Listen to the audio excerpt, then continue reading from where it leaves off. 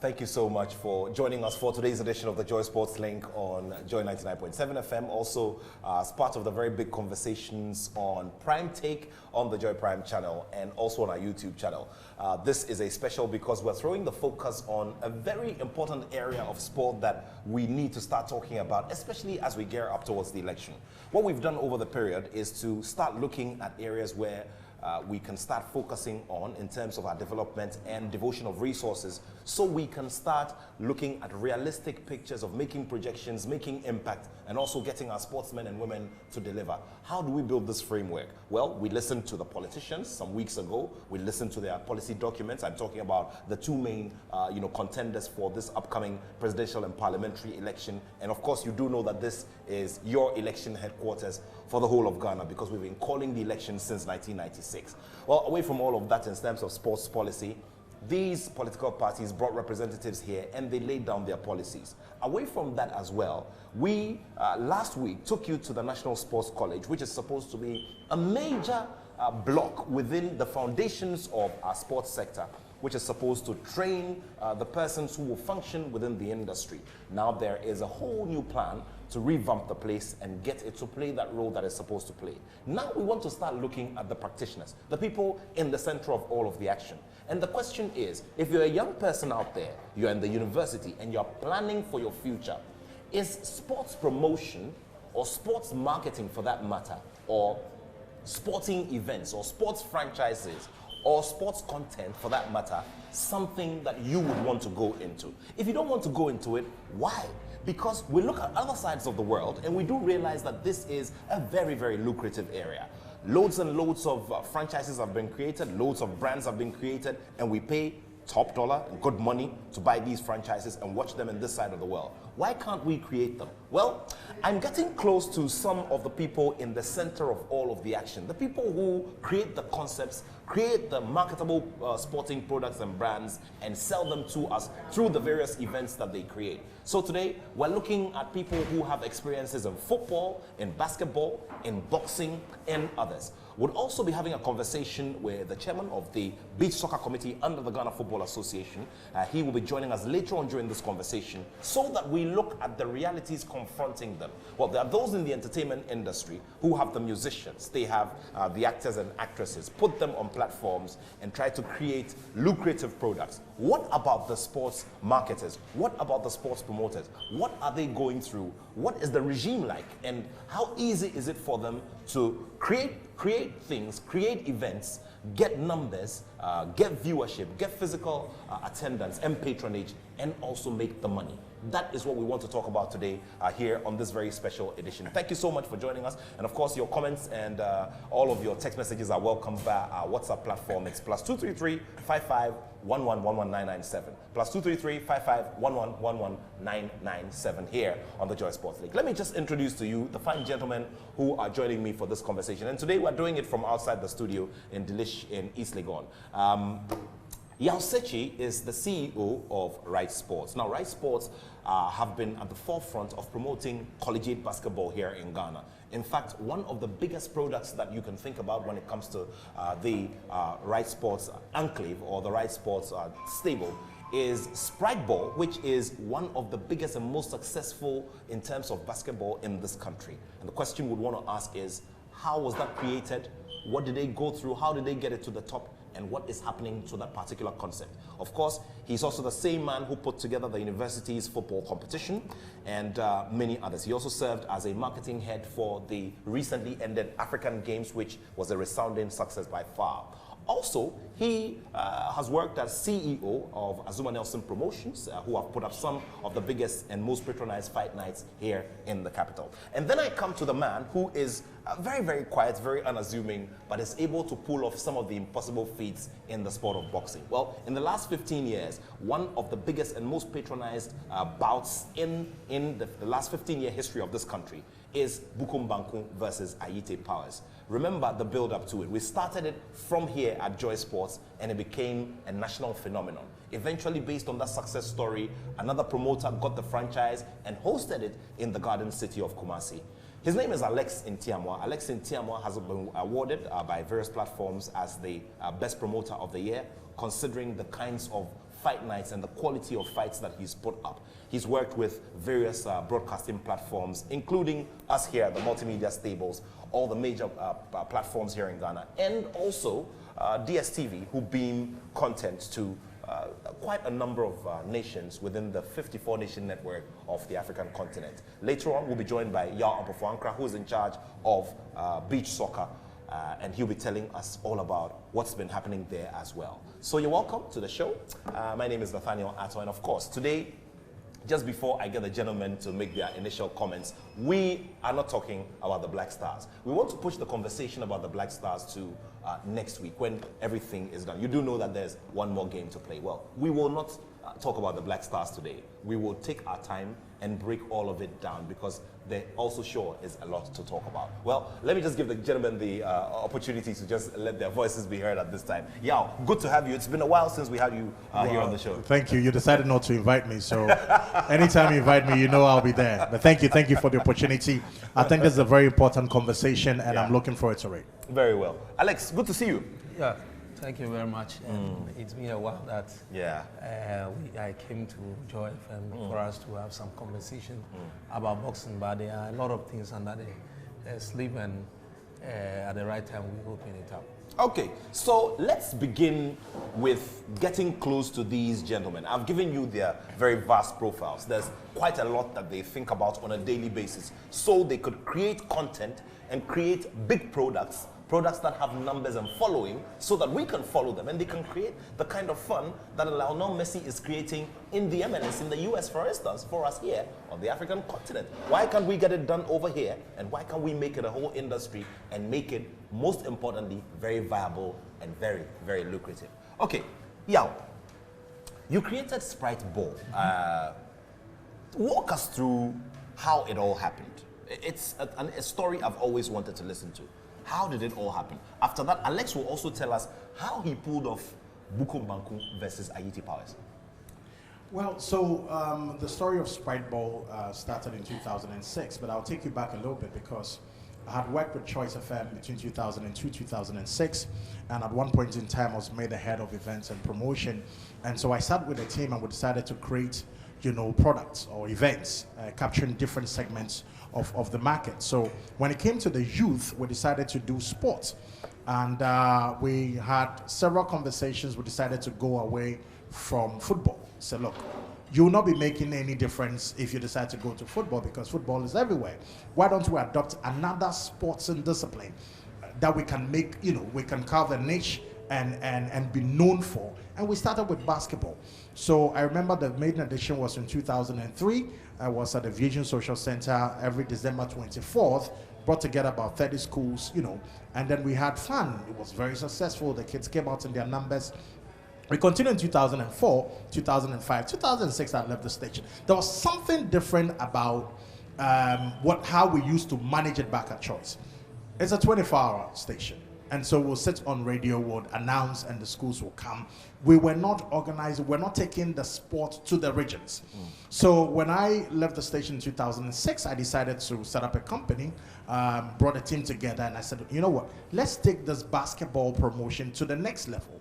So I contacted Ghana Education Service. Obviously, they manage all the junior high schools and high schools in this country. And I said, look, I have studied your sporting calendar. You play football this year, the following year you're doing athletics, the following year after you're doing the hand games. And so if I'm in Form 1 and I love basketball, I might be playing basketball when I'm in Form 3. It's not sustainable. It's not a sure platform system that helps grow talent. And so we want to put together a basketball event that will be annual, that will be consistent, that will help grow this talent. And they bought into the idea. Remember, the man at the time. And so I walked to Coca-Cola Company and I said to the marketing manager, that's a very interesting story. I don't know if I've shared it anywhere before. Gatekeepers. You go to a company, you want to see the managing director, and you're asked, do you have an appointment? And I was bent on beating that whole system. So when I got to Coca-Cola Company, the receptionist asked me whether I had an appointment with the marketing director. And I said, I don't, but I can assure you that he'll be very happy to see me. When I said that, he was confused. And he said, okay, who should I say is looking for him? I said, tell him Yaw Sakyi is here to see him, with so much confidence. So the guy thought, that's like a good friend of mine, I'm here to surprise him. So he went there. I don't know how he reported the matter to the marketing manager, but he came back and said, okay, he's waiting. He goes straight, left, first on the right. I get there, it was a Nigerian guy called Ruben. So he's looking at me and wondering, so I opened the door and he said, gentlemen, I'm told you said I'll be happy to see you. And I asked him, aren't you happy to see me? And he laughed. And then he said, I had started the Rundown show by then. So he's like, are you on TV? I said, yes. So I think I saw you on television 2 days ago. And that was the icebreaker. I sat down. Long and short of it, he asked me what my mission was. And I said, I'm here to work with Coca-Cola Company, your brand Sprite, because I know you sponsor the NBA, but there's no trickle-down effect. And if you are sponsoring the NBA, which is more like the ultimate basketball platform, why don't we have anything that can help grow talent here and make the NBA an aspirational brand that they can look up to? He bought into the idea and said, okay, we've been looking for a partner, and that's how the Sprite Ball started. So the maiden edition was on the 2nd of January 2007, and we never looked back. After the maiden edition, they loved it because they noticed that we were able to pull thousands of young people together for a good cause, you know, channel their energies, you know, the right way.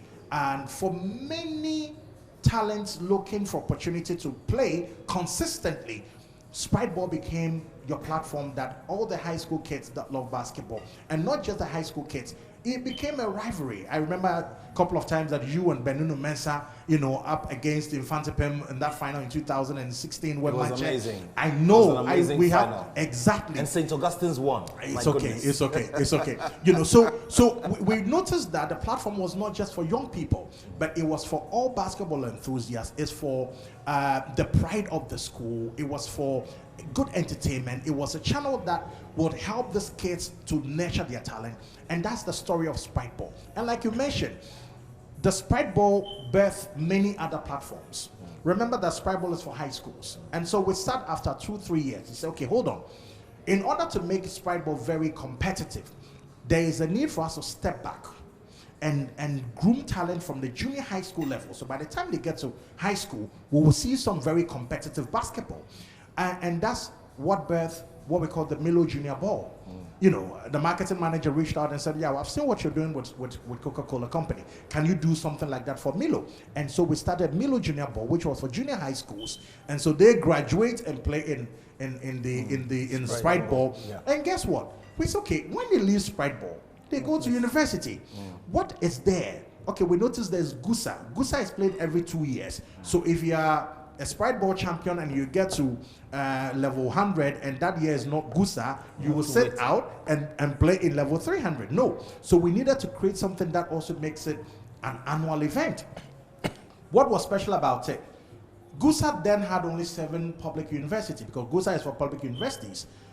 The polytechnics had 10, but they didn't play together. There hasn't been any time where polytechnics play the public universities. So we combined all the blocks of tertiary education, public, private, and then the technical universities, and we created what we call the UPAC Basketball Championship. So at all the levels, we've created a platform annually, makes it competitive, and then also ensures graduation from one level to the other. Not. All we were doing is that we're not reinventing the wheel. We were studying the models, the system, the structures of, you know, what the advanced countries are doing. Go to America, the home of basketball. There's a high school, there's a college, and then there's the NBA. And remember, there are a lot of leagues around when it goes to the US. So we just needed to merge education and sports. So for kids who want to play basketball, I said, go to school so you can get the opportunity to play. And so that's the story. I know you asked me about Sprite Ball, but I also needed to give you a holistic picture of what we were able to create as far as basketball is concerned. We'll come to the issue of how enabled our institutions are in terms of who is teaching them, who's coaching them, and also the issue about infrastructure and the state of the infrastructure in our various schools. I'll come to that in a little bit. But let's come to Alex so that he also tells us about Bukom Banku versus Ayite Palace. Undoubtedly, one of the biggest fight nights. I mean, if you're talking top 3 it probably may be the topmost fight night in terms of physical attendance, in terms of the razzmatazz and the build-up and the followership locally and internationally was just amazing. We had about 18 to 20,000 fans at the Accra Stadium. I was the ring announcer, and this had such a massive build-up, it wasn't funny. But the question everybody was asking at a certain point was, this is such a big fight. These are two braggarts who sold quality entertainment to the fans. Who put that together? We celebrate the stories of the Don Kings and the Bob Arams of today and of yesteryear. But then we have someone similar here who used tact and skill to bring these two boxers together, because that is a lot of rocket science, trust me. Alex, how did you pull off that fight? I mean, until then, you had done quite a bit in terms of, putting box office promotions out there and giving us some very good quality fight nights. But how did you pull that off? Because I do know that talking to boxers, their stature at the time is such a complex job. Actually, coming from, with my background coming from Bukum, born and bred within the community, I got into boxing not for the business, but I saw a lot of my friends who were boxers and they were in the gyms, that they couldn't get promoters to promote them. And I say, why can't I venture into boxing promotions so that I can have give a helping hand to my friends within the community? That is how Box Office Sports Promotions is birthed in 2008. So we did quite of good fights. We had Emmanuel Tigo against Patrick Okain. That was one of the local rivalry fights by then. But Bukum Bankun was with Golden Mike Promotions by then. Exactly, I remember. And he was fighting some international fights against some Brazilians, boxers Argentines, people Tanzania, from Argentina, other places. I remember very well. But we have Haiti powers here who have challenged Joshua Clottey some time back, and he was able to finish all the rounds with Joshua Clottey, who we believe was on the top by then. And so he was always asking to have a fight with Bukum Bankun, but Bukum Bankun handlers were not interested in that fight. But I believe sports promotions is about getting the numbers, getting the euphoria around the whole thing, and then push for the marketing for people to enjoy. So I say, why not? We have our own thing here, because most of the time we build the boxes and we send them outside before they could be in some big fights. But I could see the two fighters coming together for a fight. It's going to be something mega. And so I started the negotiations, and it amazed you that the kind of financial commitment that I made in that fight was very, very huge. Bankun by then, 2015 or so, the last fight that he made with Golden Mike Promotions, the purse was like 4,000 or 4,000 Ghana cedis. 4,000 Ghana cedis by then. That was at the time. At the time, the highest amount that he has received by then. So I approached him and I discussed with him that I'm going to pay him around 7,000 Ghana cedis, and he said, okay, because Haiti Powers has bragged for a long time, I want to whoop his ass, so I should put up the fight. By then he has parted way with Golden Mike Promotions. So I contacted Haiti Powers stable, and I discussed with him for a purse of the same 7,000 cedis. Initially, he agreed to it, but there was one guy who had got a beef with Bankun, and he didn't want the fight to happen because he didn't want Bankun to get something to some money, to make some money. So he was pissed off, and he told Haiti Powers, "Oh, what is 7,000? I can give you that money. Don't take the fight."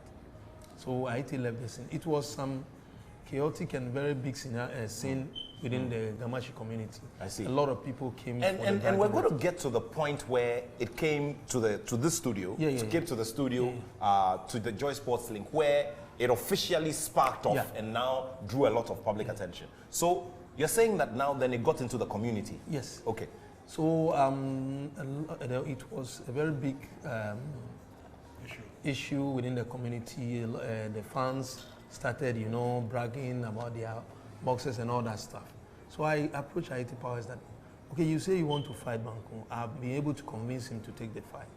You need to come so that we discuss about, you know, your purse and all that stuff so that we can sign officially, so that you start training and then we can build up to the event. He told me, oh, if you can pay me 10,000, I'll take the fight.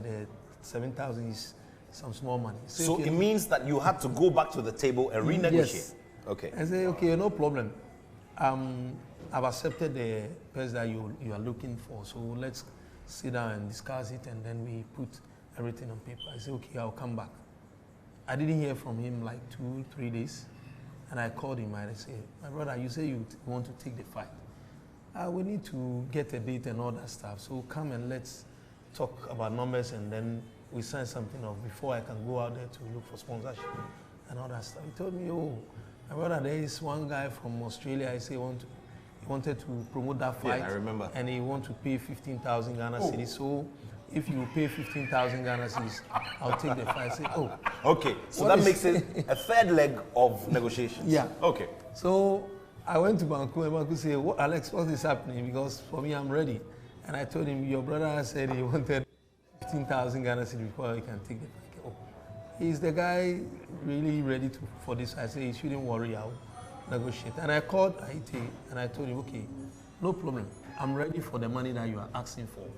Let's do it. Come, let's have the paperwork so that we can have. But at the time, did you have the means, and did you have an assurance of financial backing? You know, actually, I discussed with 1 or 2 people who wanted to come on board to support, and it will amaze you that some companies that I spoke to, they were very keen on it. Oh, don't worry, we'll bring the proposal, we'll look at it, and we are ready to support it and all that stuff. But later on, I called Haiti to come. Haiti told me, oh, Alex, Charlie, if the guy is giving 15,000, me, I'll take 20,000 before I take the fight once again. And it was like he didn't want to take the fight. So I called Joshua Clottey and I told him that I want to have a meeting with Haiti Powers on the fight.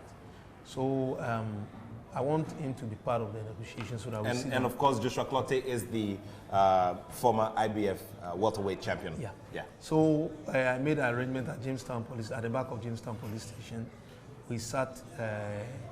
Haiti Powers was there, myself, Joshua Clottey, and one of my colleagues who is part of my team, and we went for the negotiation. I told him, okay, this is the contract. I've prepared a contract for the 20,000 that you say you want, but I'll give you 4,000 for your preparation, so that at the end of the fight, and I give you the rest of the money. Most of the time, fight when you finish before you get your money.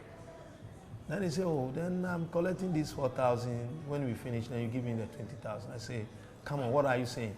I think you are not ready for the fight. Let's call it off.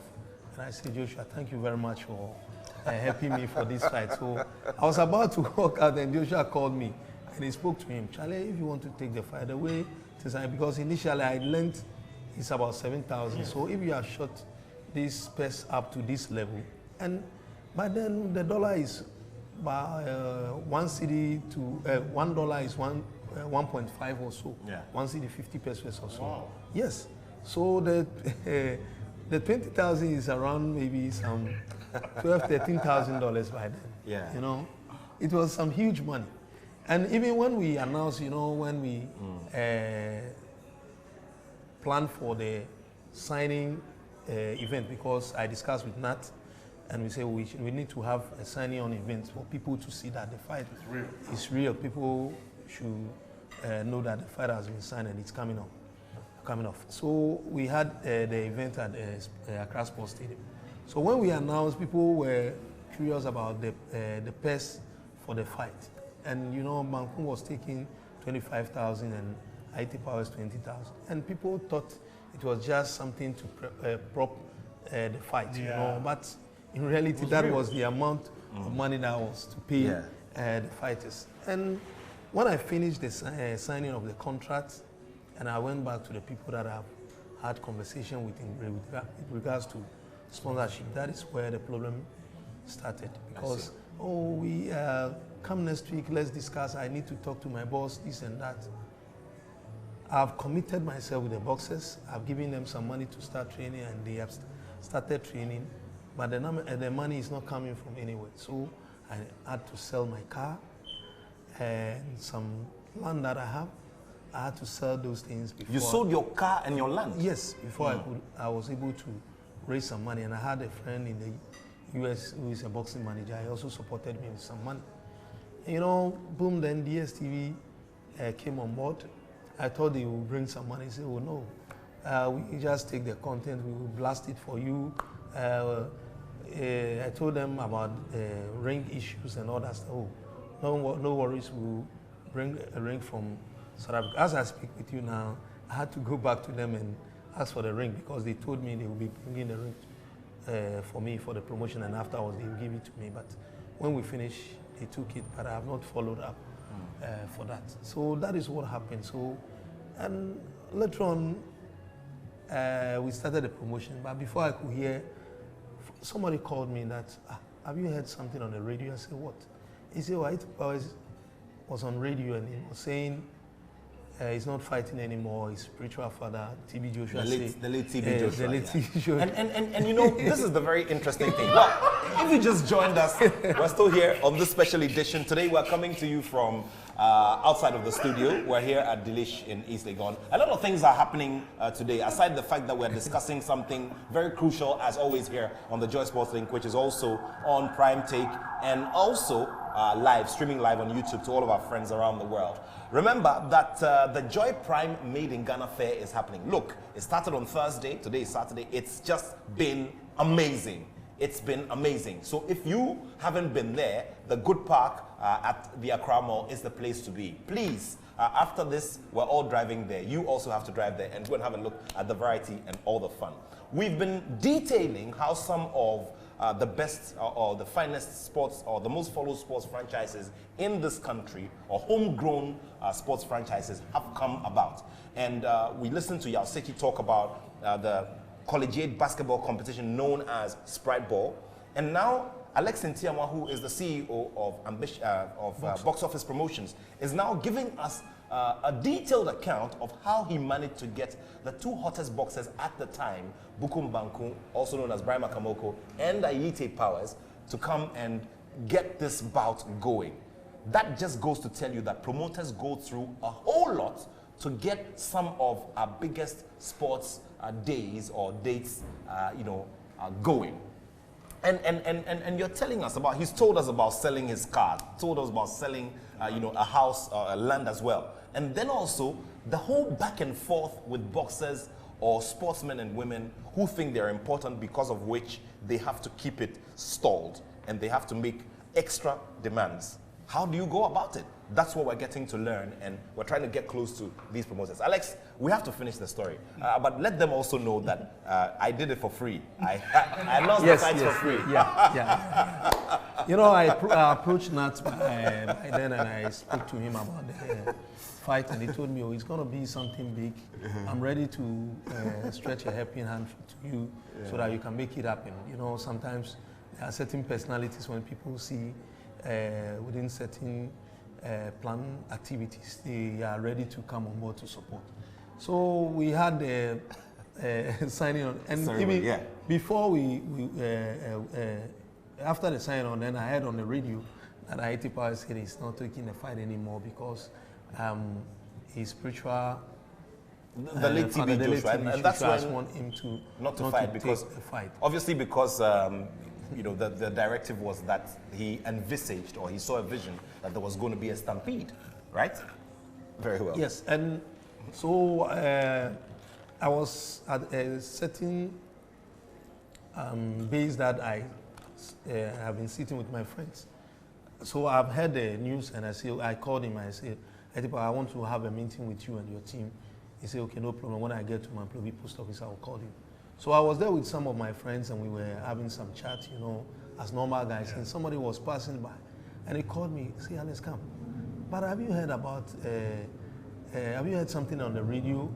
I learned Ayite Powers say he's not taking the fight anymore. I say, oh, I've heard it. So, but I will talk to him. Say, but you are not disturbed and all that stuff. I say, oh, my brother, I know these guys. I've been dealing with them for quite some time, so I know them. No problem. We'll solve it, and that's all. So my posture and my demeanor, as at that time, I know at least there is a way that I can go about it. But like Nat said, that the late TB Joshua said there will be some stampede and all that stuff. I also had some dreams about the fight. You know, I had a dream that I went to one of the washrooms and I saw a kid that has been dumped in the blood pool of blood in one of the toilets. The washrooms at the stadium. At the stadium. This is a dream you had. This is a dream I had. How come you never told me about this dream?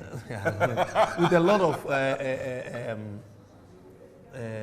cops around, so like I was a little bit disturbed with it. So even at a point in time, I wanted to call it off, but I prayed over it and I had some answers that this fight is going to happen. And there were a lot of people within the GBA fraternity, especially by then Peter Zonis, who was the president, and then Mr. Rabondodo. They encouraged me. They said, the vice president at that time. They told me, you can do it, no problem. You need to push for it. We can do it. But there was also an angle of the traditional council who also waded into the conversation. When I finished with the IT Powers, I discussed with him and I told him, IT Powers, this fight is not going to be about you being a fighter, but it's going to create something for you that you can enjoy even in future. To become a promoter or whatever, it can open doors for you in future. So consider not only about what you are making today, but tomorrow the image that is going to create for you. And lo and behold, today IT Powers is a promoter now. Because of that fight, he has got that image, and a lot of people can do business with him. The other time, I even saw him, on one of the billboards as a brand ambassador for a motorbike brand called Boxer. Yeah. So that is what happened. So I had a meeting with his team, and he said, okay, if you want me to take to resign my decision, you need to add something up to my money. And so I have to push the money from 20,000 to 25,000. And so I changed the date. It was initially 12, between May and June and 12 July. April. Yeah. And that day was Easter Day. The original date was about April 12th. So we had to shift the fight we had to change the fight to May. And the month for ban of drumming and noise making as well came to affect the fight. So there was one self-styled chief. Yeah. There are a lot of things that happened. There was one. There's this one self-styled chief who had a press conference that the fight shouldn't happen because people will make noise and all that stuff. So it shouldn't happen. But I didn't mind. It will disturb the cause. Yeah, it will disturb. So, I didn't mind that, conversation. But I had a call from one of the radio stations. I think it was Black Rasta. And he called me and said, Alex, there is... And of course, at the time, Black Rasta was at Hits FM, right? At Hits FM. And he said, okay, I learned from one of the Ghana chiefs are saying you shouldn't go ahead with your bout because it's a period of ban on drumming and noise making. So what is your take on that? And I told him the man that had that press conference is not one of the chiefs of the Ghana Traditional Council. He's a self-styled person. Because I'm born and bred in Buko, I know him. I knew him. He's now passed on. I knew him and I said, Angola is not a chief. The house that he was coming from, they had the art bearers of the Sakumo Shrine. And they had, they can install only the art bearers and then the head of family. But they had no chief there. It was something like a youth chief that we created. I was part of it. He didn't know me. When he heard the name Alex Ntiamoah, he thought some Akan guy, rich guy coming from somewhere, putting up this thing. He didn't know that the guy is coming from Buko. So. and before you go on, Yaw, this also just tells you how big that became, to the extent that everybody wanted to have a say in it and draw in on the publicity and make something out of it. Yeah. So the guy, we had that Bantam radio. Later on, I had, how do you call it, someone from Nogopo. Yes, that I've called him a fake chief. And I said, I didn't call. Initially, he said I will hear from his Nogopo in the Volta region, you mean? Yes, okay. The Shrine House. I see. They brought me some invitation that I've been summoned there to come, and I told them, if the guy respect the people, the Ghana chiefs issue, bring the case to Sakuma Ulomo or Nai Ulomo. I'm ready to go, but no way, I'll not go there. And later on, I had a call from them. I told them, I'm not coming anywhere. They have the gods that can adjudicate on the matter, so they can go ahead with it. For me, I'm not coming anywhere. And I left that, and then we went ahead with it. So I went to the Ghana Traditional Council together with the GBA executive to go. We went to face them too. They were because the guy, when he was not able to stop the thing, he made a statement against the Ghana Traditional Council that they are taking money from me to allow the thing to go on. So we went there and we had some discussions, and we told them that we are doing the thing at Accra Sports Stadium, and even football activities are going on there. So it's something that is enclosed, and more so, Osu is not part of the Ghana Traditional Council jurisdiction because we have the Osu Traditional Council. And for them, by then, they have not put the ban on drumming and noise making.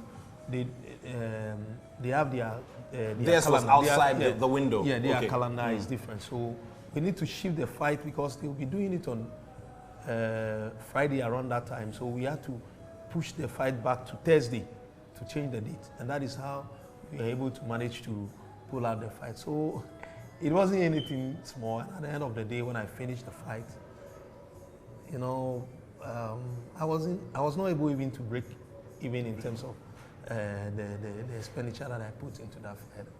But I believe it's one thing that put Ghana boxing on certain level, and I was glad about it. Well, a very detailed account from Alex Ntiamoah, who is the CEO of Box Office Promotions, who put up that very big bout in the year 2014, the year when the German national team won the FIFA World Cup. Ahead of that World Cup, the biggest sporting event in Ghana was Bukom Bankum versus Ayite Powers, and Alex pulled that off. And there were so many other historic elements to it. The late President Rawlings, who is a stalwart within boxing, its promotion, and some of the biggest stories, especially the story of the legendary Azuma Nelson, was there at ringside.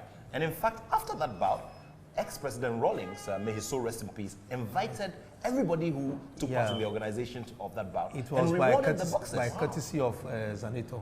Yes. Who at the time wanted to launch her political career as well. No. By then, she told us that she has not seen in the history of Ghana that some event has captured the people better than football or politics. Yeah. And within that year, it was a World Cup year, but the boxing, that boxing event was a thing that is being discussed, not even in Ghana, but even in the diaspora.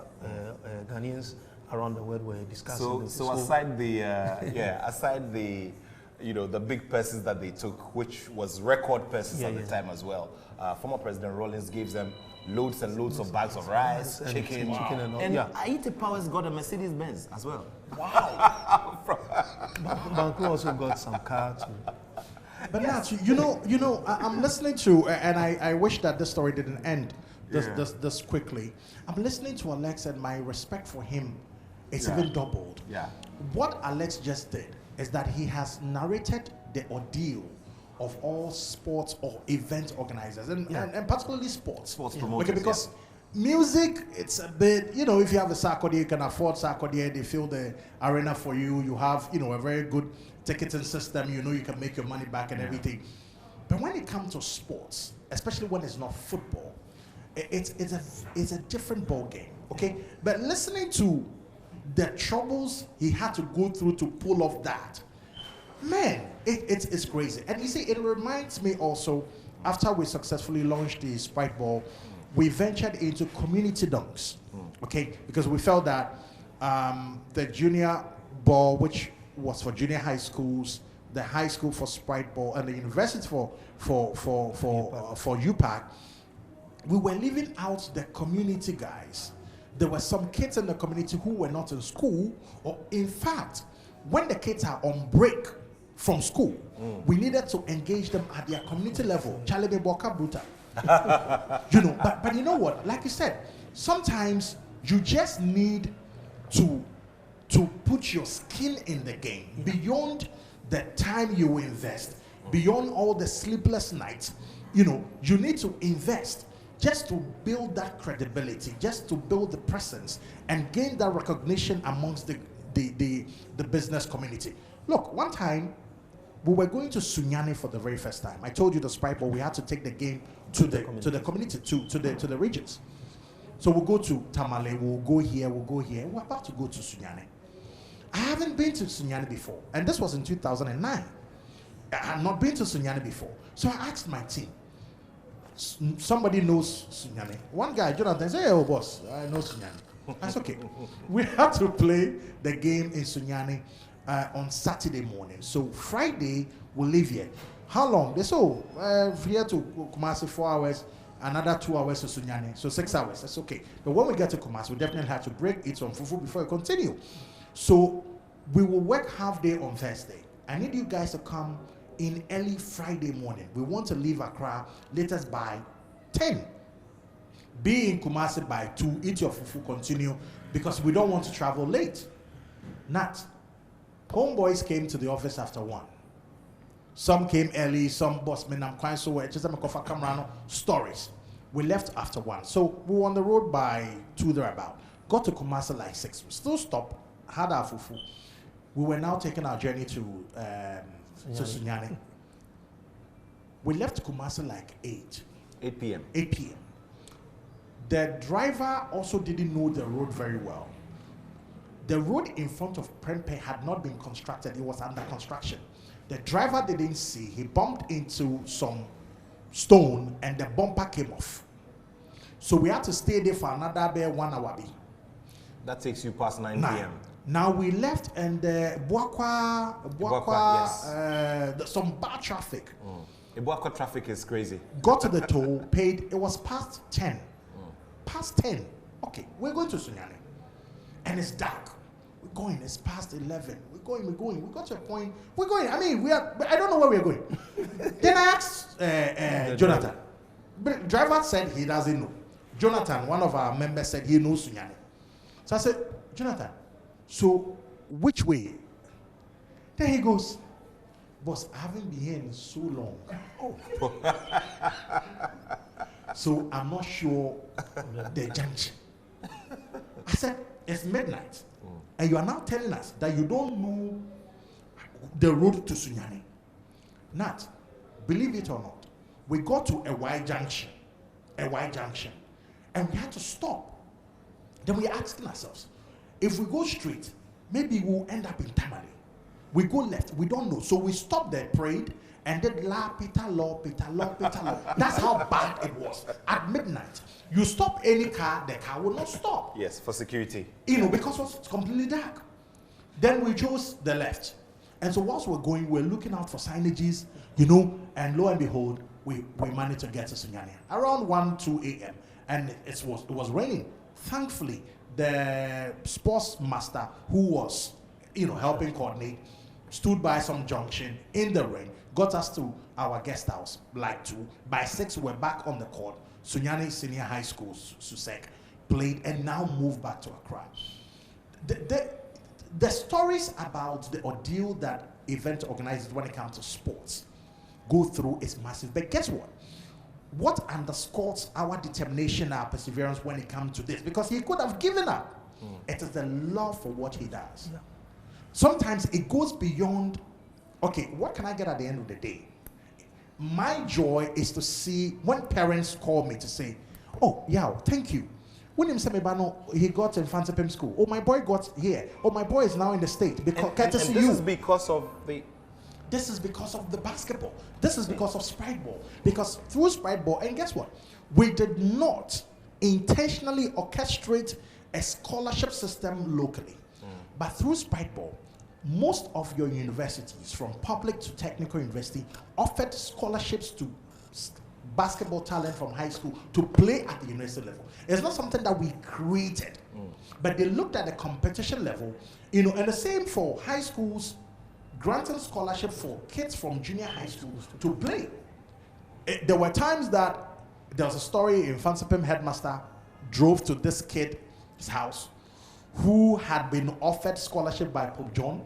The Fansipim headmaster went there in the night, met with the parents to say, your boy is coming to Fansipim school, and was done.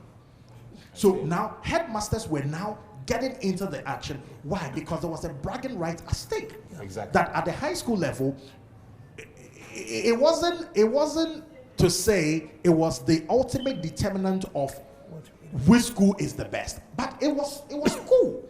The way they are doing at the maths and science, the same for Sprite Ball, because then it showed how great your school is. So the story would be nice, but the backstory for most sports, entrepreneurs, it's very difficult, especially not when you don't get funding from the ministry. When there is no pool, there is no fund that you can go and say, I have a sports event, I'm accredited to this federation or to this institution, and so this is my budget, and you get it. I can sit here and speak on authority. For the many years that we've organized basketball in this country, not one Ghana cedi from Ministry of Youth and Sports, not one Ghana cedi from anywhere, but you need to find a way to package it, to present it well, make a good case for businesses to want to buy into the vision. There are some businesses that just want to support as part of their CSR, just want to support a certain sports, because maybe the CEO loves boxing, maybe the CEO loves golf, the CEO himself plays golf. So when you take a proposal there, of course, that's his passion. So but for most of the companies, it's about the metrics. What do I get from this? Yeah. If it's a beverage company, like Coca-Cola company, they're looking, okay, so how many bottles will be consumed on the day? Thank you. Yeah. How many bottles? So if you want us to spend 50,000 Ghana cedis, okay, on just this event, how many bottles will be consumed there? Versus spending this 50,000 on a billboard, okay, which there is no number to, there is no data to say, yes, once you put, it translates to that. So it's a gamble, and so it's very difficult. Your ability to put it together and to make a very good business case for them to invest into it and to want to come back and make it like their annual allocation to say, next year we have a budget for Alex. Alex, what do you have planned for next year? Before you can get to that level with any business organization, then it has to be proven that your platform is delivering some benefits to them. Now that makes it difficult. So if you have a bad day, now they begin to think twice. That is this even worth investing into it? So the point I'm making is, when you get to look, Nat, 2024, I was looking at a study globally. Football contributes 600 billion. That's the worth of football globally. 600 billion, and we're talking in terms of franchise, we're talking sponsorship, we're talking ticket sales, etc. Remember that there is somebody who needs to sit and bring all these factors together in terms of the ecosystem. Okay, Ntiamoah, he's one person, but guess what? He'll work with referees. He'll work with people who set up the ring. He'll work. A lot of people come into the space, and one person would have to manage all the interests of these people. One person fails you. Imagine the boxers are ready, and the referees are nowhere to be found. And the referee said we are late. Yeah, we don't have a fight. You don't have a fight. Yeah. So it is very stressful having to be the architect, the aggregator, bringing everybody together. That is the role of a sports entrepreneur. It's exciting. It comes with a lot of adrenaline, but the headache is huge. Sometimes you begin to ask yourself whether the headache and the stress, the little coins that come after, compensate for that. So a great story, but I'm saying that what he's saying is a reflection of what majority of us go through. But it's exciting, especially when you have passion for what you're doing, when you love what you're doing. And if that for you, the key focus is not how much you get, but how you are using your platform to transform lives for us. Yep. And I said to a lot of young kids, I said, don't see basketball as the ultimate, see it as a means. So if you're a high school basketball player, junior high school basketball player, why don't you see yourself as perfecting your skill to get scholarship to reduce the burden on your parents? Because there are a lot of high schools, in Asia, Look, a lot of high schools in Europe, a lot of high schools in the US, looking for talent that will give them scholarship to better yourself and learn something. So tomorrow when you are not playing basketball anymore professionally, what can you fall in? Education. So it's great. And I think that maybe out of this conversation, should we be looking at how do we influence policymakers? And in this case, maybe the Ministry of Youth and Sports, that how do we put together a certain fund for sports promotion? Nat, I don't know where you understand the point of, because we can share our stories, but it still comes back to the same, system where you need to package it, you need to go knock on the doors. Some of them, there are things you have to do before you can get sponsorship. That one is roadside. Yeah. So you can't talk about it. You understand? So it's very stressful. But when we can say that these activities are contributing to, very positive sports stories, and this activity is also putting money into the pockets of people. Alex alone, from the sponsorship he gets, there are people who will print your ring mat, the tickets, the security, a lot of sound, lighting, guys. One event puts money in the pocket of many people. And guess what? As we talk about sports entrepreneurship, Nat, it's not just about the ultimate guy. So when it comes to basketball, okay, in fact, let's use football. EPL. EPL works with different organizations, those that deal with just the start. Yeah. It's a whole different company that deals with start. That how many touches did Partey get? What distance did he cover? So there are technology companies that are now coming into the space. So those are the people that we continue to work with. So it's not just you being the guy. But when it comes to basketball, do you become the guy who runs the commentary? Do you become the guy who keeps stats? Do you become the guy who produces the apparel for the jerseys? Are you the guy who is saying, okay, I want to do, photo shoots and stuff for them? So it's a big ecosystem. And so I think this conversation should not be just the guy who organizes everything. But in the value chain, because your introduction, you said if you're in the university and you're thinking about some career path or career choices, will sports entrepreneurship be one of the options? I say yes, because sports will forever be here. Sports, even in the advent of, the boost or the boom in terms of esports.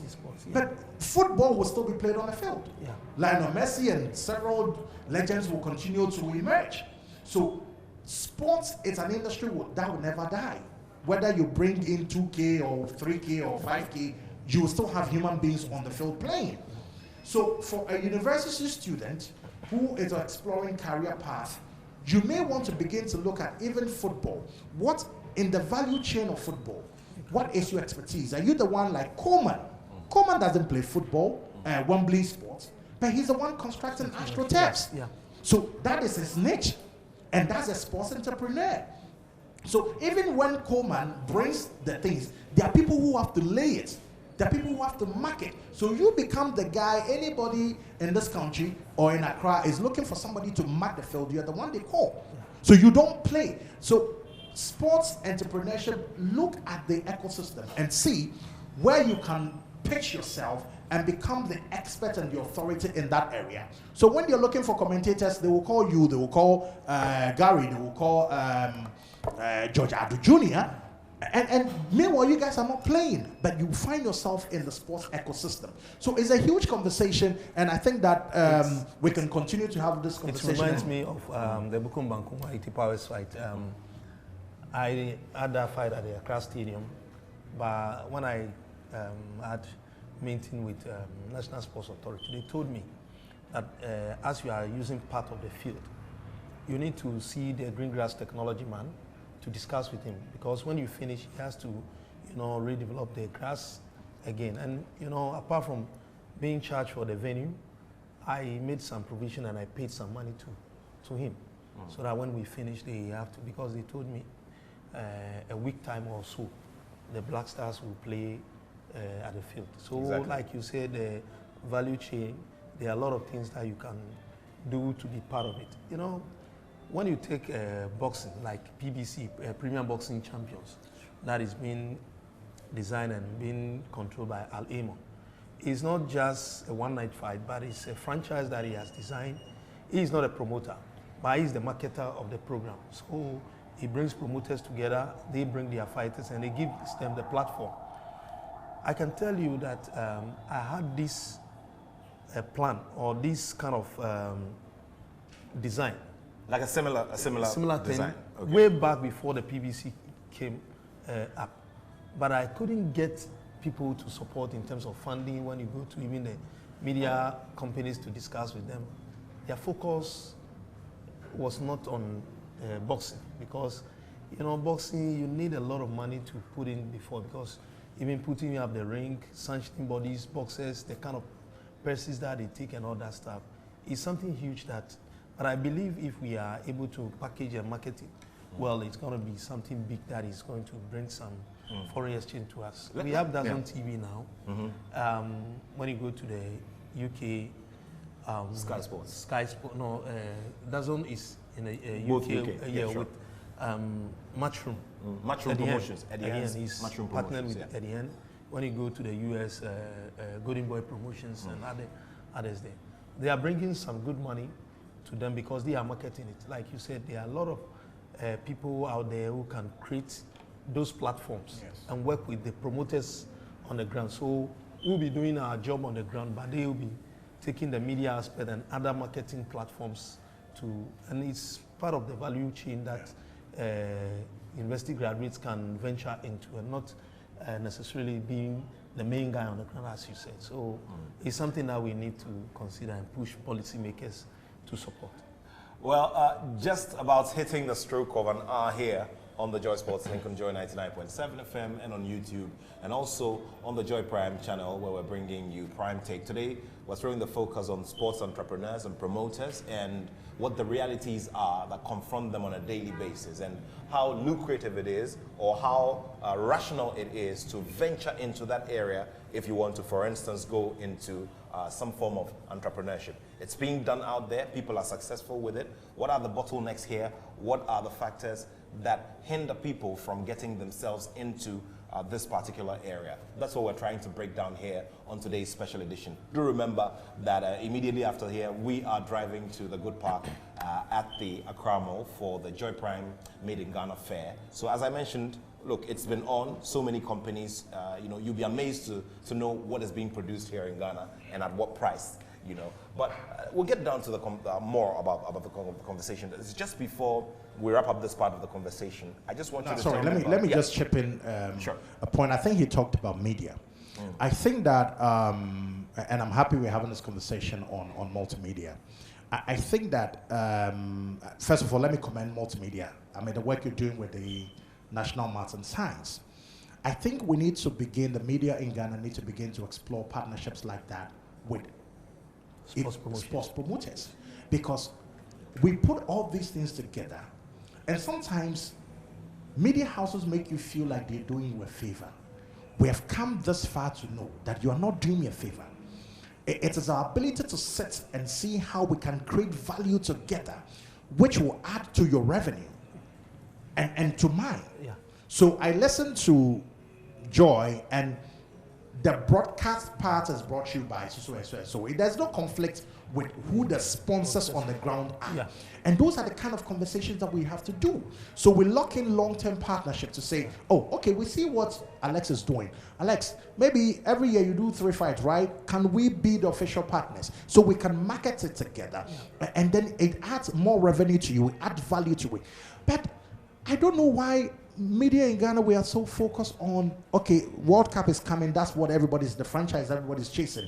AFCON is coming. Meanwhile, you have people who have developed things consistently, but the commitment to want to help them, work with them, to grow these things to become international, it's not there. And so I just needed to add that maybe we're looking too far when the things are sitting right in front of us. And this goes beyond just me and Alex. But there are a lot of people also doing quite a number of good things that the media can begin to explore partnerships that will add value to what they're doing, and add value to them in terms of serving their their audience or their constituents with some very good content in terms of sports, as well as adding some revenue to what they're already making. Well, more to talk about here, but we also are going to focus very heavily on the revenue element of sports entrepreneurship and sports promotion. Is it worth it going in there? We've heard some of the stories as well. I know some of you are already discouraged because some don't have the toughness of skin to go through what some of the key names and faces go through to get some of these events out there and grow some of these big brands and big names that we all admire. We're still here on the show, a lot more to come. I'll be asking them about the state of infrastructure, both ends, you know, across the spectrum, and what they've found out over the years. And of course, this current regime where we're seeing the construction of a center for swimming, for instance, for the African Games, and how we can carry that forward. What's happening to the private people and what they're putting up for sports promotion? How viable is it? How sustainable are these ideas, and how can we move forward with them? All of them here on the show. So you keep your messages coming in. I'll be reading a couple of them. Maybe it's a good time to get a few of them before we carry on with the show. Okay, so this one is from Betty Ahiaku. Okay, Betty Ahiaku says, okay, a very good throwback on the show. I was there at the Accra Stadium back in 2014, and I must say that as a non-sports loving person, I really had a good time. But ask the boxing promoter if it is possible to stage such a big fight with 20,000 plus fans in the year 2024, and which boxers would that be? Okay, so I'll pose that question to Alex in a little bit. There's another one here which talks about, okay, the Sprite Ball. Okay, it says, when is the next edition coming off? Is it that it has taken a rest on our calendars? Kindly educate us, because we'd really like our children to participate and also watch this competition. It's great to see the young people engaged with a big sport such as basketball. All right, there's another one here that goes to say, this one is from Sam. Sam says, good afternoon and thank you very much for this show. I am wondering if it is profitable in these current days to have these kinds of events, and what kind of feedback are the sponsors giving them? Please pose it to the gentleman in the studio. All right, thank you very much. I'll pose these questions to them. They'll answer us, and we'll go ahead and look at many other aspects of what they do as sports entrepreneurs and promoters. Alex Ntiamoah is the CEO and founder of Box Office Promotions, and Yaw Sakyi is manager of Africa's greatest boxer and boxing legend, and Ghanaian sporting legend Azuma Zoom Zoom Nelson, and also CEO of Rite Sports, who presents to us Sprite Ball and many other sporting franchises. More to come here on the show. I trust you're all having a wonderful time. All right, so we need to have the gentleman answer these questions that were posed by our viewers and our listeners. Okay, let's begin with you, Yaw. Sprite Ball. Yeah. Yeah, so Sprite Ball took a break in 2020 because of COVID. As a matter of fact, we had launched it right here at the Delish Restaurant sometime late November, and just when we're about to hit the road, then Omicron, COVID, the other strain, yes, hit the market, and so Coca-Cola was like, let's pause and observe, because we wanted to avoid a situation where, and Sprite Ball attracts thousands. You have been there several times. It's an amazing thing. Thousands of people. So it was never going to be a story that 10 kids get Omicron at Sprite Ball. That was going to be a very bad publicity for the company. So we took a break. But I'm happy to announce that Sprite Ball is coming back, but not the name changed. Sprite because it's Coca-Cola Sprite, but our journey with Sprite ended, and so we're coming back with a new name, and the announcement will be made next month, so watch the space. I would want you to also delve later on into the African Basketball Festival that was held at the University of Ghana, and what the learnings were from there and what the prospects are. I always drive past the University of Ghana, and I'm asking myself a very simple question, that how come Ghana's premier university, for instance, after having quite a number of decent, sporting infrastructure, including the almighty University of Ghana Stadium, don't have an indoor boxing, boxing, an indoor facility for basketball and other, sporting disciplines. We'll come to that. But let's answer the question of do we have boxers who can now step into the shoes, who have that big name? Before you answer, let me quickly share a story with you. So my younger sister, at the time when she was in school at the University of Ghana, called me one day and said, look, she was having an argument with her male classmate about Bukom Banku's real name. And so they had to call me for confirmation whether he was called Brima Kamoko or it was just Bukom Banku. And eventually I gave them, I don't know who won the bet. But what struck me about that phone call was the fact that these were university students who at the time were only interested in musical concerts and beauty pageants.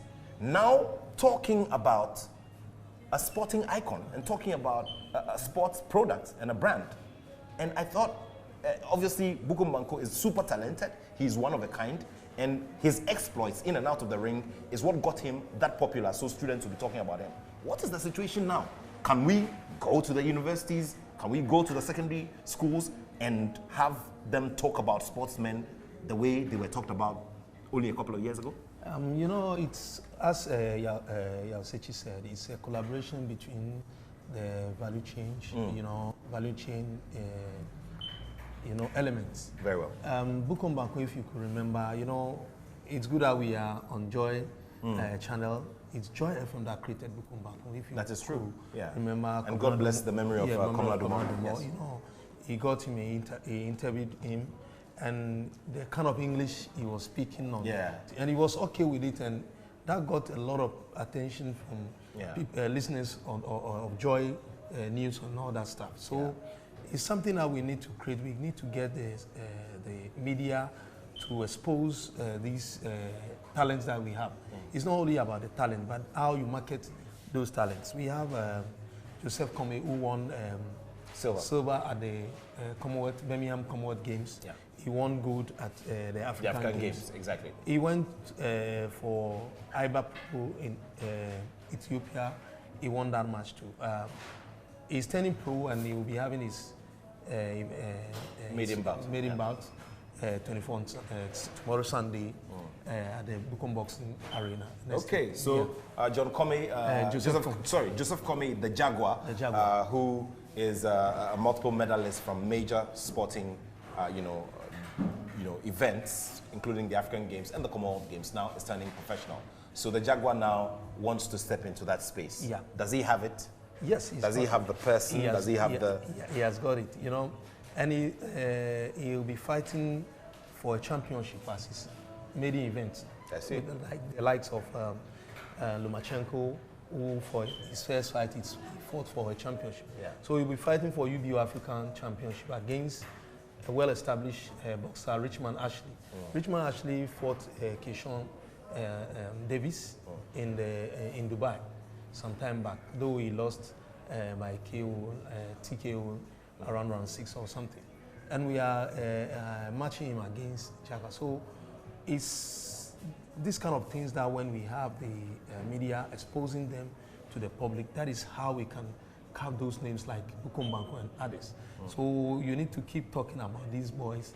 And like Yaw Sakyi said, because one of the headmasters had heard about this kid at a junior basketball level, he had to drive to the guys' parents and was able to and that reminds me about the tactics of the legendary Haris Akor. Haris Akor is former CEO of Hearts of Oak, how he managed to snatch some of the big boys at the time from his counterpart Herbert Mensah, who's now the president of Africa Rugby. Amazing stuff. I mean, the midnight, moving at midnight, and it's just amazing. And moving 3 or 4 days ahead of everybody, or moving 1 week ahead of everybody, and sealing things off when people were now trying to strategize on how to move. Haris Akor is just a legend. Like I said, we have a lot of guys out there. We have this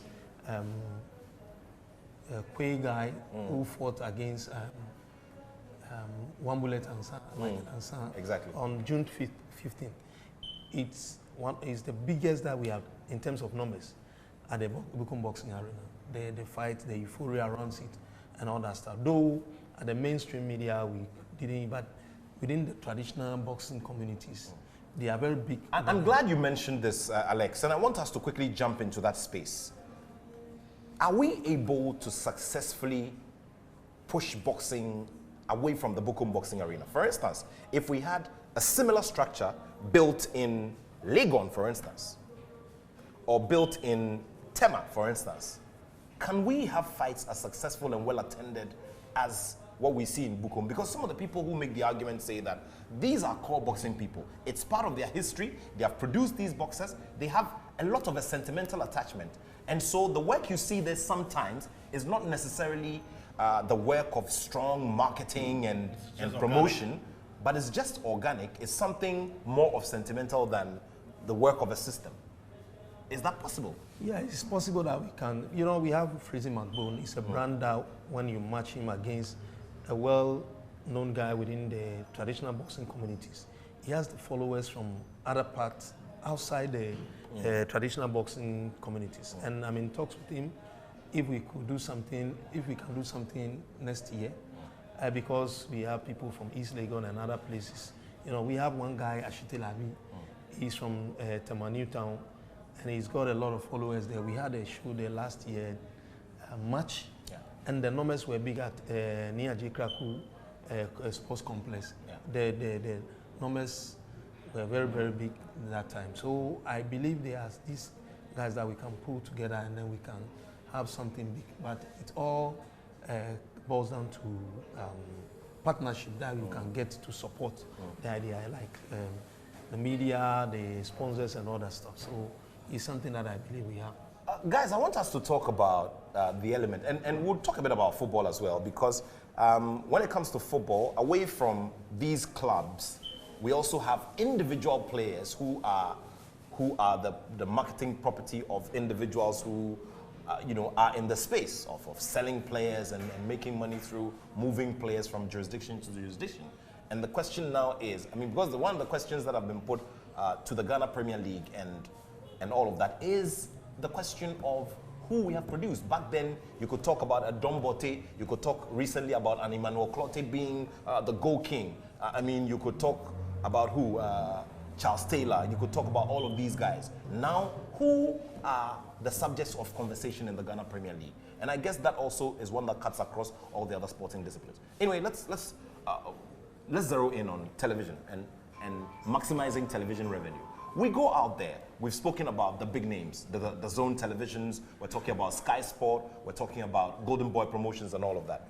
And they have managed to create that block around, they've created a very solid promotional system, and then they have also managed to create a very big web or a block around the event proper and that content, such that everybody is now accustomed to the idea that you need to pay money to access the content. Over here, we're doing the reverse, where we go, you mentioned it, that you go to media houses and they tell you they're giving you visibility, and so they also want you to give them the D-Day or the event proper free, so they put on their respective platforms. Are we making the best out of television revenue? And do we in the space understand how television revenue works properly from your estimation? Well, look, Nat, I've been at this for some time, so you can be sure that I understand the nuances. I am very clear. It's just that sometimes you get frustrated and you just want to give in because you want the event to take place.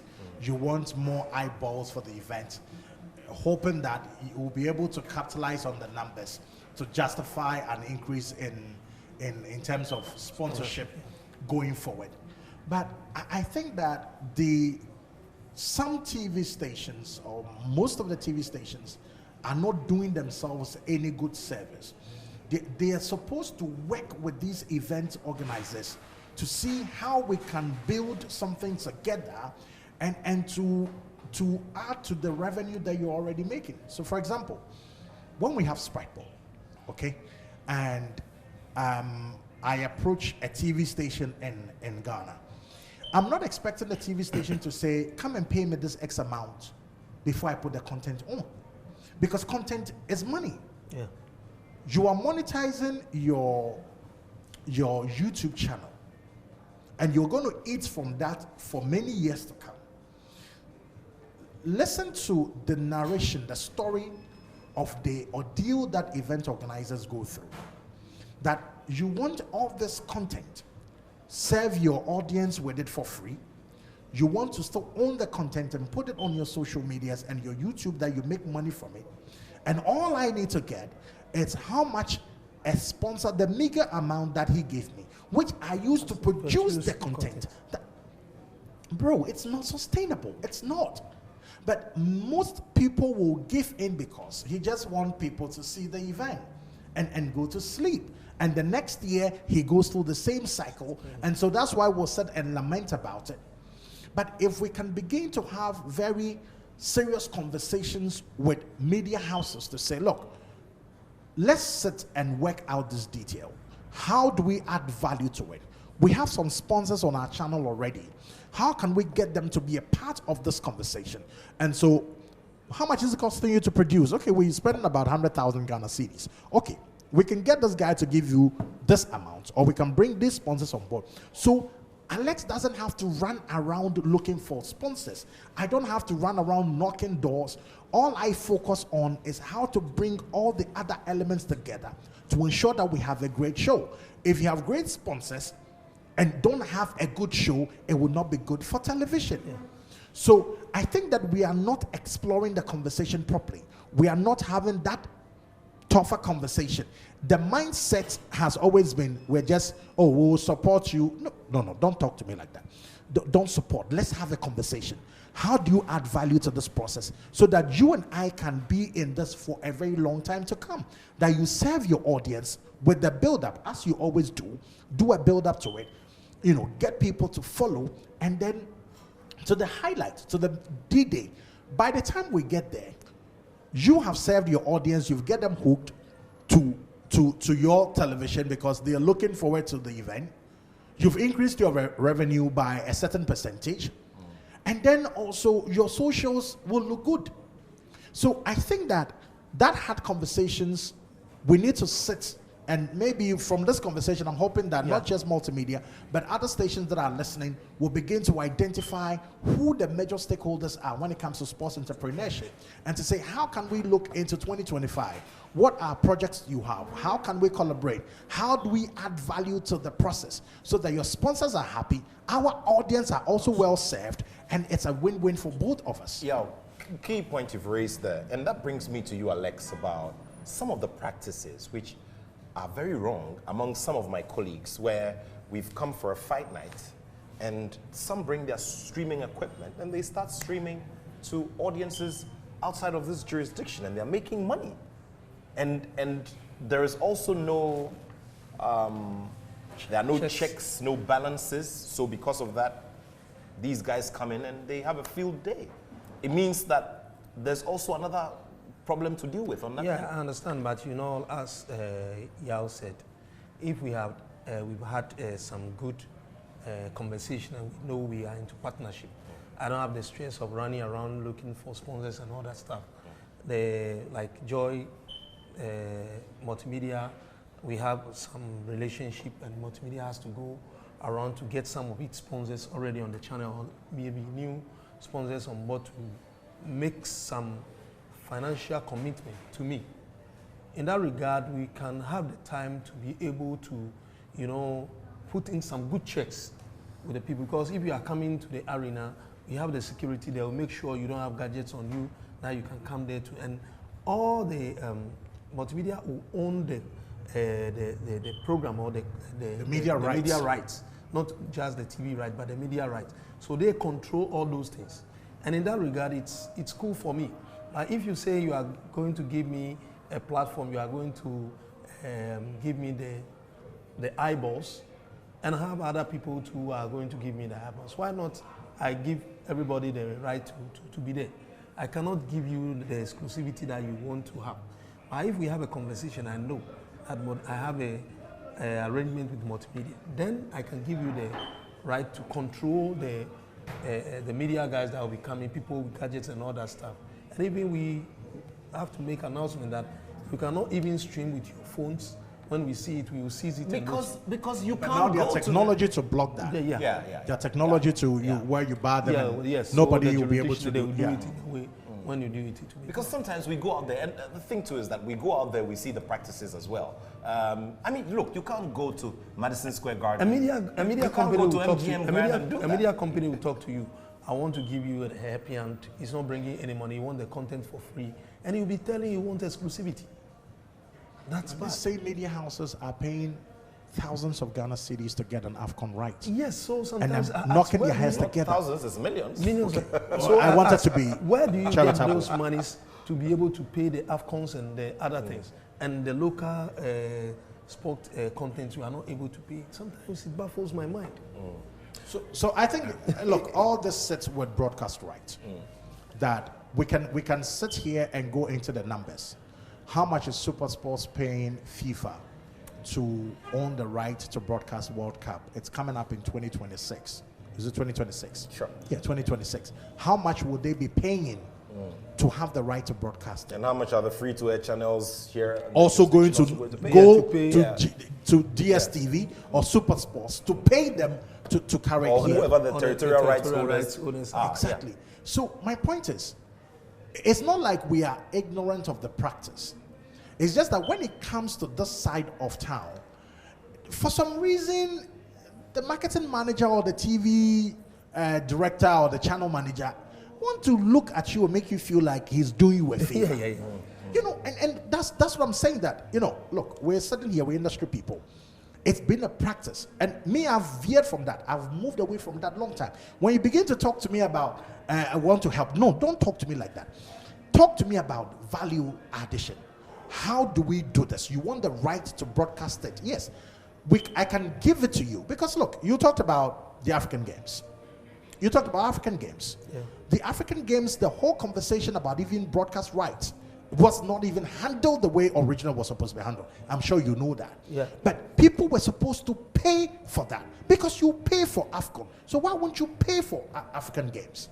Okay, so once there is content created, somebody would have to pay for the content that has been created. So if you're a media house and you want to pick it, have a serious conversation with these sports entrepreneurs with a proven track record of creating content that there has a market of consumers, people who are interested in knowing what's the next fight at the Bukom Boxing Arena, what's the next game, you know, at the Awak Sports Stadium or the University of Ghana Basketball Court. You talked about the African Games, the Africa Basketball Festival that we recently had, that we had 7 countries playing. We had television companies, the national broadcasters in some of these countries wanting to pick it from here. And so we asked, okay, we have our official broadcaster, GTV Sports Plus, have a conversation with them. And so once these people begin to see value, they would have to pay GTV Sports Plus. And that becomes extra revenue for GTV. Exactly. Yeah. And yeah, it's not only about media houses, even about governments. I've heard about certain time that we couldn't qualify to AFCON, but government paid some money for us to get the right to watch the tournament. And it was some big money that they paid, and I believe that kind of money can support basketball, boxing, and other sporting activities within maybe 2-3 years, of which it can run very smoothly and very, very big.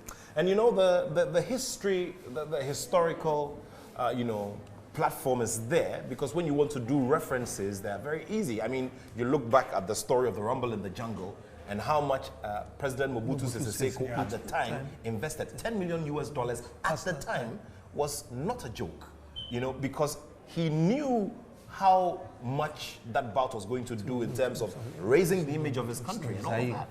You know, and so, like you said, governments become very, very important because governments is the biggest spender. We've heard about government supporting teams that qualify for African Championship. The football team that qualify for African Championship, like $150,000. So I believe if we other sporting discipline are also getting the same amount of money, it will help. And once you have it sells Ghana, because if I have program on maybe DSTV or elsewhere, people from Nigeria and other places will see something about. And during this, during the breaks, we can have we have some documentary about Ghana. There's some short documentary from the GIPC or so that can be put out there to sell. Well, anytime Canelo fights, there is this Visit Mexico and all that stuff there. And it's a way to attract tourism. And so we can also use sports to attract tourism to Ghana, and the government should be able to invest in it. We're getting into the final leg of the show, but we just want to do a bit on infrastructure because we spent a lot of time last weekend on infrastructure. So I'd like to chip in very, very briefly, brief comments on infrastructure from you. And I would want to refer to a message that Charles Benoni Okain sent last week on the show. We couldn't read this message, and this was in reference to Winneba, which is being now positioned as a hub for sports development from the end of the sportsmen and women through to the technocrats who function within the value chain. And he says that the only way to optimize the Winneba facility is for government to be serious about solving unemployment in the country and to have dedicated funds to keep the place in order at all times. By that, we train many talents in many disciplines. And the youth who have no jobs will get off the streets, stop robbing people, stop galamsey, amongst other social vices. The potential is there, and I trust in the new leadership and in their success. But all of it will be hinged on funding. This is a message that Charles Benoni Okain sent, and I believe it is very much related to what we're discussing here about our infrastructure. There was some time back, we discussed the idea, I mean, God being so good, boxing has the Bukom Boxing Arena. Which could have also served as an indoor arena with just a covering over. With just a covering over it, yeah. You've had some major events there. We've had event there, but the truth of the matter is that the space is not standard. Yeah.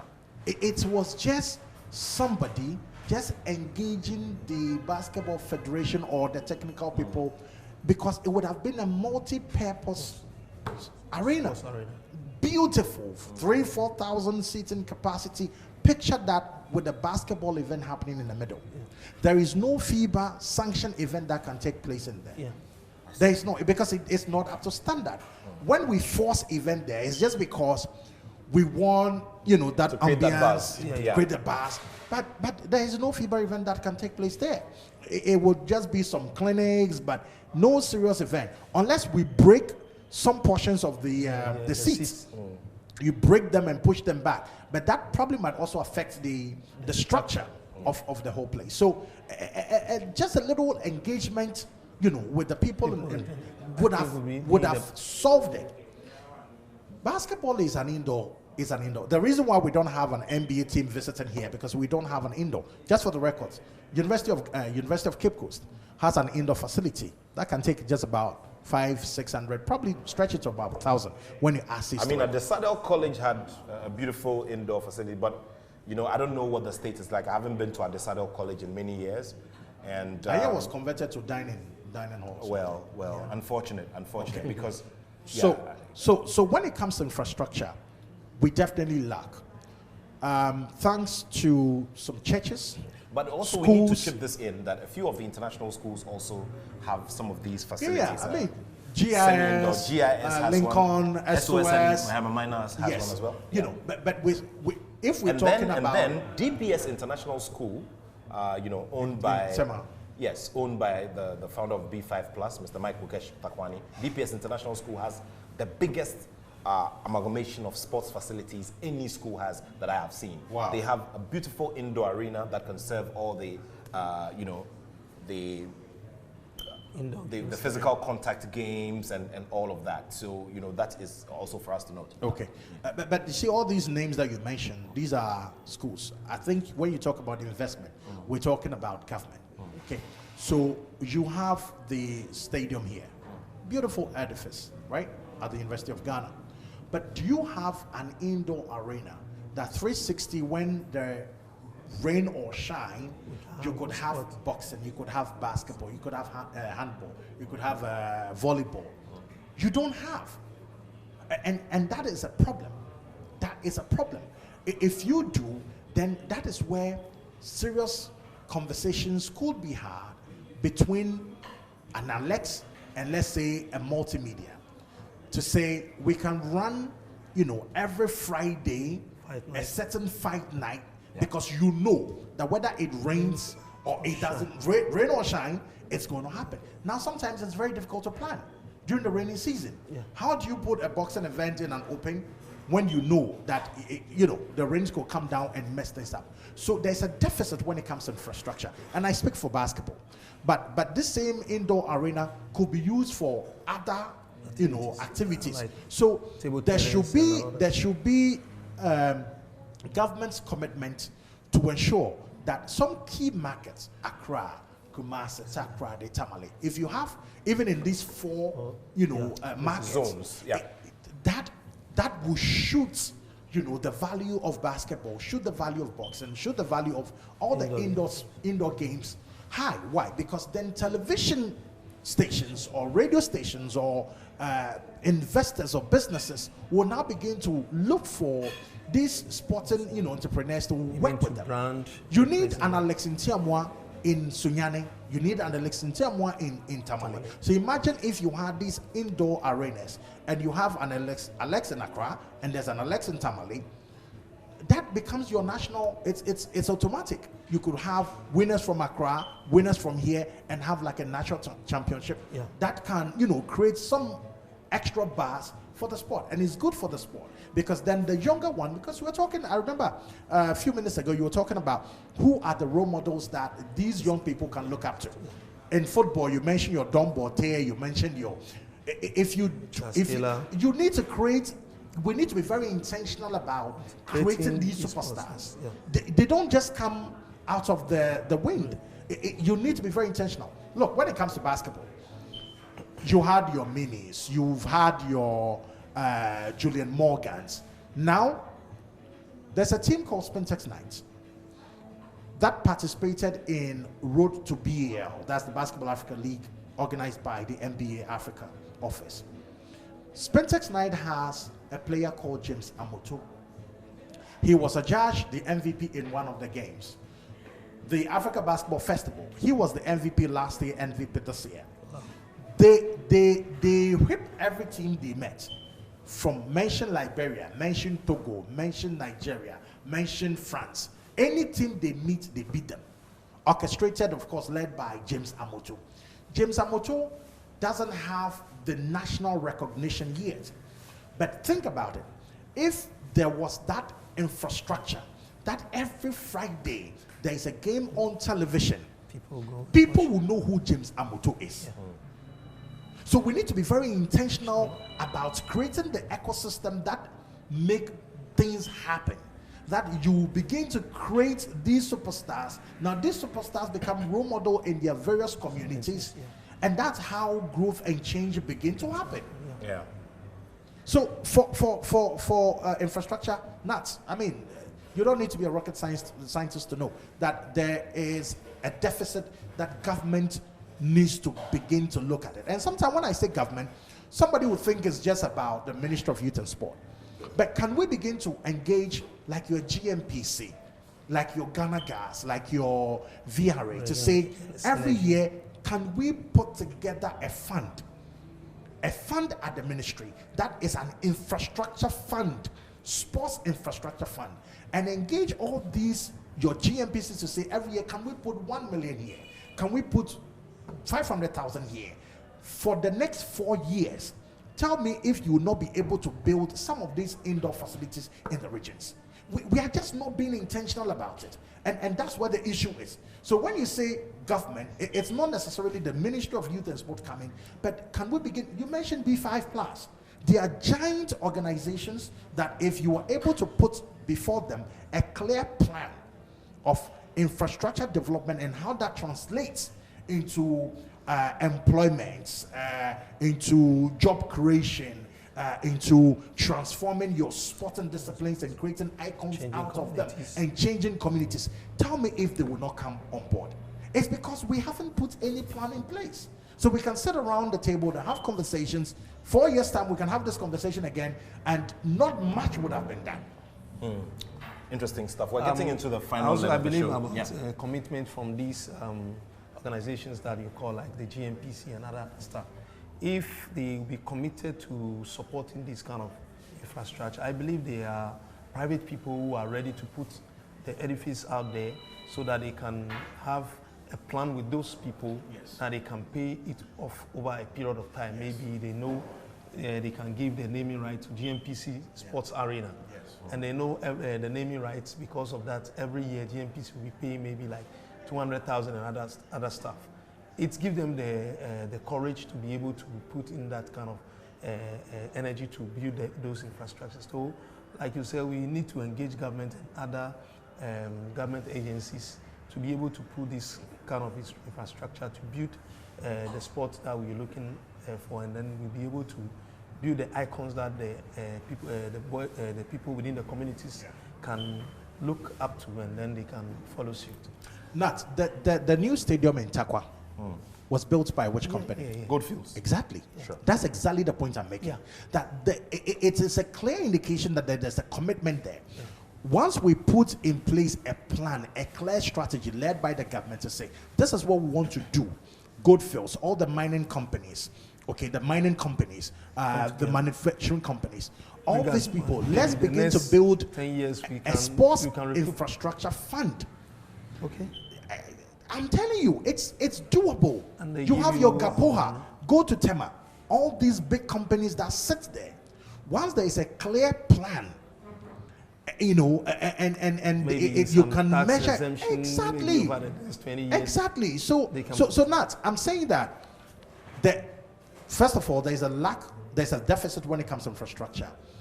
The most important thing is for government to show the leadership, okay? For government to show the leadership to say, this is the plan for infrastructure development for the next 5 years. And we need corporate organizations. We need all these international bodies, US embassy, all these diplomatic missions here. They have projects, they have funds sitting there. Once government show the leadership, exactly, they will begin to put money in there. There should be a board that manages this thing so that it doesn't go into other things. You understand? Before you say, no, Elijah. Let's begin to show some seriousness. And once we show direction, Nat, we will sit here a year or two to come and to say, this is what we can point to. That when the government decided, or sports ministry took leadership or showed leadership and set up a sports infrastructure fund that engaged all these corporate organizations, this is what we can say was the result of it. Well, so we're going to move away from here and take a quick look. Like I mentioned to you, we will discuss the Black Stars and cut the things down because it's been a subject that has run, especially because of all that has happened in the last, 72 hours. And you know it's very obvious. We'll discuss all of that. Now, there's two things we'd have to mention before we wrap it up. First, to honor the memory of the legendary Clement Aikworte. Clement Aikworte was the first medalist in sport for Ghana, having won a silver medal at the Olympic Games. I think in back Africa. In 1960, yes, back in 1960, yeah. African. Yeah, he passed on last week at the age of 86, having lived in the United Kingdom for many years. He's the elder brother of former WBA welterweight champion Ike Bazooka Quartey, and so our hearts go out to his family. And of course, when times like these come, we don't even need to wait for times like these to come. We need to celebrate these legends indeed. And of course, we also have to talk about Mike Tyson versus Jake Paul. We've entered an era where we're seeing quite a number of these events being put together by those on the end of social media who have influence and massive numbers now coming up to compete against the people who are respected for being professionals and being great at being professionals. So Mike Tyson versus Jake Paul, a very, very interesting turn of events. Let's begin with you. Mike Tyson says this will not financially affect him in any way. It's not necessarily like he needs the money. The amounts are still being played around, but you know that there's a minimum of $40 million that will go to Jake Paul, and maybe more. 20 to Mike Tyson. 20 million to Mike Tyson. Wow. So yeah, and Yeah, and Jake Paul has massive numbers on social media. There's going to be loads and loads of sign-ins and buys, pay-per-view buys. And it's been streamed on Netflix. Exactly. Yeah, I see the ad on Netflix every time. Yeah. This era of influencers Social coming up media. against professional sportsmen, is this something? I think I've seen the trend, okay, and of course because it's boxing, I'll leave that to Alex. What I say sometimes I think that I've heard who said that they are making a mockery of the sport, that you are not a boxer, you're not a professional boxer, and because of your fame and your social media influence, so you want to get into the sport. Look at it from this way: they are adding value to the sport. Yeah. They are bringing more eyeballs to the sport. So it's for who the professional athlete, the professional athlete to go and knock him out, and to say, look, you are not a boxer. You can't come and say because you are a social media influencer you can come. But look at the monies being changed here. The monies here, $40 million and $20 million. And the undercards they have, or the co-main events, they have the professional Cathy Taylor or something. She's also on there, and she's making the biggest out of the sports on this platform. So I didn't mean not Jake Paul and Mike Tyson fight. She will not be able to make this kind of money in the sport. But we're talking about exhibitions and what they can do. Look, one was staged right here with the legend Azumah Nelson and Ashad Razali, His Excellency. Yes. Look, I must say that I announced that fight, but I was amazed at the EU ambassador's quality when it came to his movement in the ring, his foot movement, his footwork, and I mean, generally the way he went about it. I mean, it was beautiful to watch. Yeah. To think that he was a total greenhorn and he was not a professional going up against a lot of training went into that, because I was behind this. Let me use this platform to clarify a few things. People actually thought, maybe because of the way we staged the promo, the way we produced the promo, people thought it was like it's going to get. No, it was an exhibition. It was supposed to be exhibition. Yeah. And to support 3 charity. rounds to support the EU. They have EU this month. EU month, which they do every year, but of course doesn't get that attraction.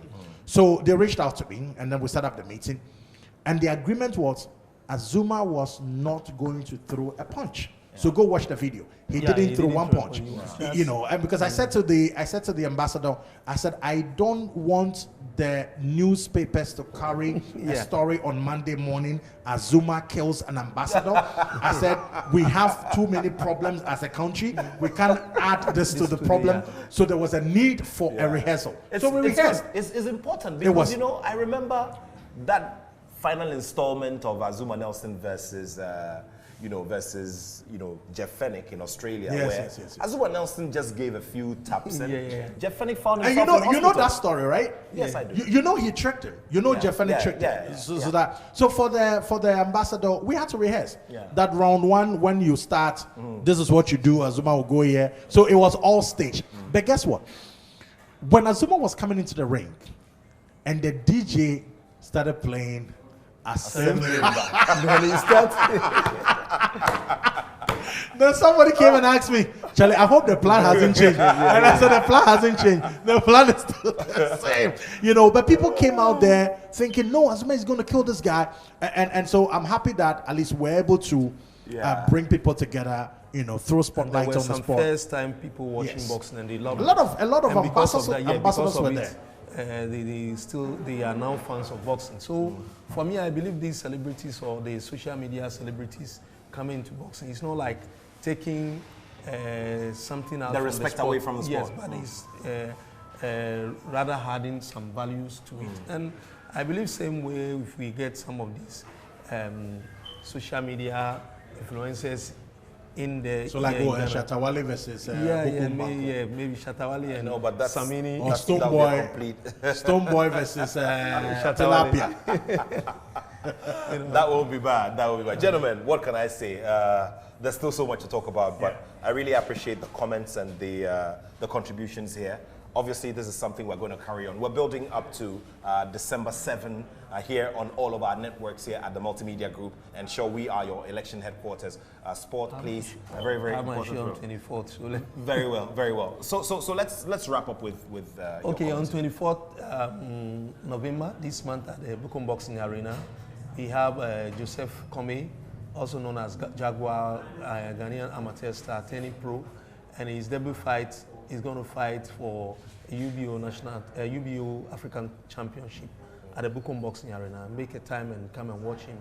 He's one of the stars that is going to bring Ghana multiple world title, and I believe your support will not go in vain because he's one guy who is very, very committed to the sport of boxing. Yeah, we're going to be there at ringside. And I said the Sprite Boy is coming back. The new name is called Dreams Championship. Yeah. And so people should look forward to that. It's coming next year. And of course, the Africa Basketball Festival, which we just wrapped, next year will be the 5th edition. And it's going to be huge. We're bringing some NBA players to town in July to create some social impact projects, so people should look forward to that. Very well. I learned this is basketball thing. Yes, yes. What is it about? So that's also a celebratory game put together by BAL and some other, what them call it, Afrochella. Now Afro Future. So Afro-Future. a lot happening. All of these multicultural events need to have an element of major sports events embedded within them. These are all conversations we're going to pick up as we go along. But what can we say? Thank you so much to all of you who joined us from around the world.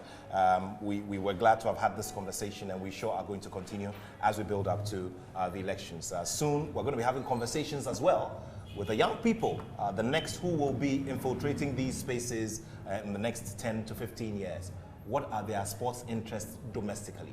This is another big question we're going to be asking ourselves as we go along. But thank you very much to Yaw Sakyi, who is the CEO and founder of Rite Sports, and also manager of the legendary Azuma Zum Zum Nelson. Also, Mr. Alex Ntiamoah, who is the founder of Box